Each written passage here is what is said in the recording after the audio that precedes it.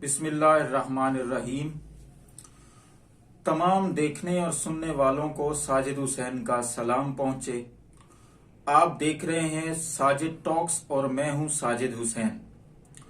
Programme शुरू करने से पहले आपसे रिक्वेस्ट कि अगर आप चाहें तो हमारे इस चैनल साजिद टॉक्स को सब्सक्राइब करें ताकि हर आने वाली वीडियो आप तक पहुंच सके। हम बात कर रहे थे कल के सिलसिले का, ये दूसरा प्रोग्राम है, हम और हमारा अदालती निजाम। मैंने कल वाकयात का जिक्र किया, वो मुमताज कादरी आसिया बीबी वाले वाकयात का, और उसी के तसलसल में मैं इस बात को जारी रखूंगा कि हमारी अदालतें किस तरीके से इंसाफ करती हैं। उनको ये पता ही नहीं चलता कि क्राइम हुआ है या नहीं हुआ, या पता नहीं उनकी इंफॉर्मेशन में कमजोरी है, कुछ ना कुछ तो बहरहाल है। लेकिन अब एंड पे जो मैंने बात कल की थी कि एक आजकल इस हमारे मुल्क के अंदर आटे की कमी है, आटे का एक बहुत ज्यादा बहरान आया हुआ है, और उसी सिलसिले में मीरपुर खास में एक 6 बेटियों का बाप आटा लेने के लिए आया और उसकी जान चली गई। अब इस पर इसको किस खाते में डाला जाएगा? क्या अदालतें इस बात को पूछेंगी हुकूमतों से, सूबाई हुकूमतों और वफाकी हुकूमत से कि ये क्या हो रहा है हमारे मुल्क में? देखें, सीधी सी बात है, अदालतें जब तक काम ठीक नहीं करेंगी तब तक मुल्क का निजाम स्टेब्लिश हो ही नहीं सकता, यानी कि ठीक नहीं हो सकता। अगर अदालत एंड टाइम पे अपना रोल पहचान कर अपना अख्तियारात का इस्तेमाल करती तो आज रजीम चेंज ऑपरेशन ना होता। देखें, इमरान खान से 100 इख्तलाफात होंगे, हमारे भी होंगे, आपके भी होंगे, लेकिन एक जर्नल सी बात है कि हुकूमत सही चल रही थी, मईशत का पहिया ठीक चल रहा था। कुछ मामला थे खराब, लेकिन इतने नहीं थे जितने आज हैं। लेकिन एक साजिश के थ्रू हुकूमत गिरा दी गई।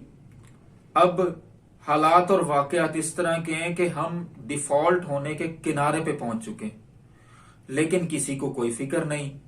पंजाब हुकूमत को केपीके हुकूमत को वफाक गिराने के चक्कर में, अब उसी गिराने के चक्कर में खुद को एक्सपोज कर बैठे हैं। कल रात परवेज इलाही साहब ने एतमाद का वोट लेकर सबके मुंह पर तमाचा मार दिया कि जी इमरान खान, जो लोग इमरान खान की बात पर रेड लाइन लगा रहे थे कि इमरान खान अब खत्म हो गया, अब इमरान खान उनके ऊपर रेड लाइन लगा गया कि वो खत्म हो गए। अब क्या करें? बात तो सोचने की है। अब किस तरीके से इस मुल्क की स्टेबिलिटी को लाना पड़ेगा? सीधी सी बात है, इलेक्शन होंगे, अदालत अपने इख्तियारात का इस्तेमाल करते हुए अब एक अच्छा काम कर ले कि इलेक्शन करवा दे ताकि सबको सुकून हो, लेकिन ऐसा होते हुए कम ही नजर आता है। अब कसूर हमारा भी है। हमने अब आप 295C को ले ले।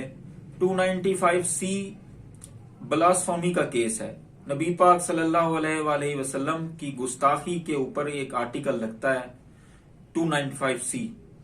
अब उसके ऊपर आप देख लें कि पिछले साल श्रीलंकन एक बंदा कत्ल हुआ सियालकोट के अंदर, प्रियंथा कुमारा। अब उसको पता ही नहीं था कि ये किसकी जबान में और क्या लगा हुआ है, लेकिन चंद मुश्तइल लोगों ने सबको मुश्तइल किया और गुस्ताखे रसूल हो गया है जनाब, ये बंदा, इसको तो कत्ल करो, मार दिया उसको जी।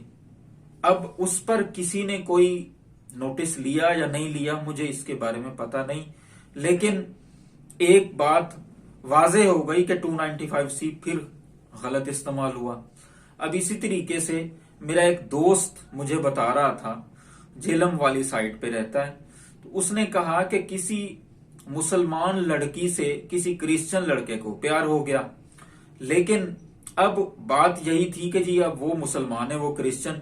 अब उसकी जो लड़की की माँ है उसको पता चला, तो उसने पूरे गांव को इकट्ठा कर लिया कि जी इसने तो गुस्ताखे रसूल किया है।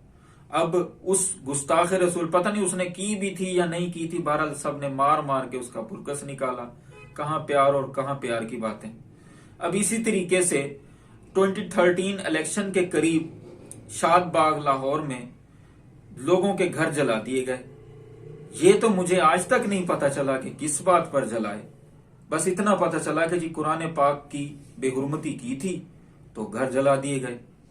अब इसी बात पर आकर लोगों ने उनको बहरहाल कुछ कंपनसेट तो किया गया, गिरफ्तार भी किया गया, लेकिन आखिर में मैं यही बात करूंगा कि जब तक इंसाफ कायम नहीं होगा तब तक कुछ नहीं होगा। इंसाफ कायम इस तरह से होगा जिस तरह उन लोगों ने घर जलाया तो उनको सजा दी जाती, तो आज फिर ये मामला ना होता। ये तो एक एग्जाम्पल है, इस तरह के कई एग्जाम्पल और हैं। लेकिन मैं ये दुआ करता हूं कि अल्लाह ताला हम सब पर रहम फरमाए। हमारा मुआशरा किस तरफ जा रहा है, अल्लाह आपको आसानियां दे और आसानियां तकसीम करने की भी तौफीक दे। अल्लाह हाफिज।